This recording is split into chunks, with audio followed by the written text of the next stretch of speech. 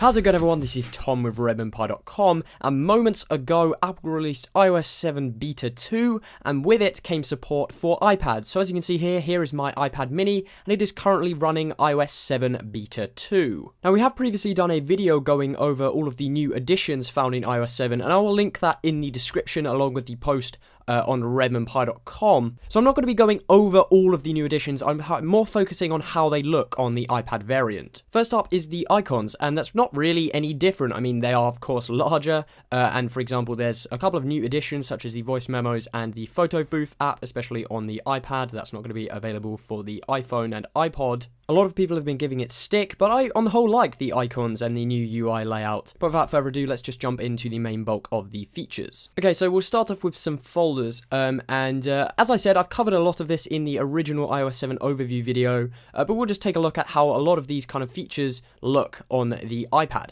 So as you can see, I'm just dragging the Newsstand app into the folder. I have a lot of my Apple applications, the stock apps, hidden in a folder because I don't really use a lot of stock applications. But as you can see here, paging is enabled within the folder. I really like the folder interface on iPad. It looks very clean. Much prefer it to the previous iOS 6 iteration kind of version of this. As I said, you get paging, so you can fill it up with as many applications as you desire. Next up, we have the control center, and this is kind of your central hub for controlling just various different features on your device. So for example, you've got the brightness toggle to the side. You can quick launch some applications, and you use something like your camera or your clock. You get AirDrop and AirPlay facilities at the bottom. You get media controls to the left, and then you get quick toggles at the top, such as Wi-Fi, do not disturb, orientation lock, all of that good stuff. And of course, this works in landscape orientation as well. You can just flip this over and just get landscape orientation for the control center. You just swipe up from the bottom of the screen next to the dock, and you should have no problem whatsoever. Also, of course, we have a notification center. So dragging down from the top brings the new notification center, and you get this nice blur background effect, which really looks nice in my opinion. I much prefer the different features of iOS 7. For example, we used to have the linen and stuff like that. The whole user interface is all very different. I'm a big fan of it so far. It's really kind of grown on me, and it's a little bit weird to use my iPhone 5 with linen backgrounds and stuff.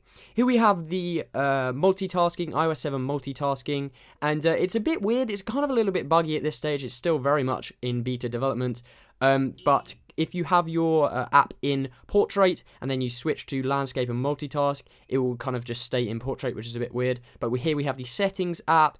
It's all very inclusive. Everything looks just like the iOS 7 for iPhone and iPod, just kind of upscaled, which is what you'd expect. I mean, I don't want to be using a totally different user interface on my iPad than I do on my iPhone or iPod. Here's a look at the iOS 7 multitasking in portrait orientation, and in my opinion, this looks a lot better than the landscape orientation, which is a bit weird considering generally you'll use your iPad in landscape. But as you can see there, you can just tap on a app to go to it. You can open up the multitasking either by swiping up with 4 fingers or double tapping the home button. Then you can swipe out and close applications just by swiping up on the app, just like that. Very simple. It's a nice interface, and it runs very smoothly on the iPad mini. Now, taking a quick look at the camera app on iOS 7, you just swipe down just like this. You can take video, you can take photos just like that, and pressing the take button to the right. And then you can also go on the square camera as well. I wasn't able to find the filters. I'm not sure if they're available or not. That might just be me, but I wasn't able to. I'm not sure if they're in iOS 7 for the iPad. And then here we are on the lock screen, and as you can see, it looks really nice. I'm a big fan of the new iOS 7 lock screen, and also you can access the control center, you can access the quick toggles that brings, and also notification center directly from your lock screen without having to unlock your device. To be honest, guys, there we have it. That is what iOS 7 looks like on the iPad, and you'll see that it's very similar to the iPhone and iPod, and that, as I said earlier in this video, that's a good thing. There are, of course, some things I haven't covered in this video, such as like the different keyboard layout, but those go along with the general UI change. It goes along a lot kind of flatter interface, and there's no more skeuomorphics. As I said, I'll link our iOS 7 walkthrough video down below in the description. Subscribe to the Red Bone Pie YouTube channel, follow us on Twitter, Facebook, all of those links down below as well, and I will catch you in the next video.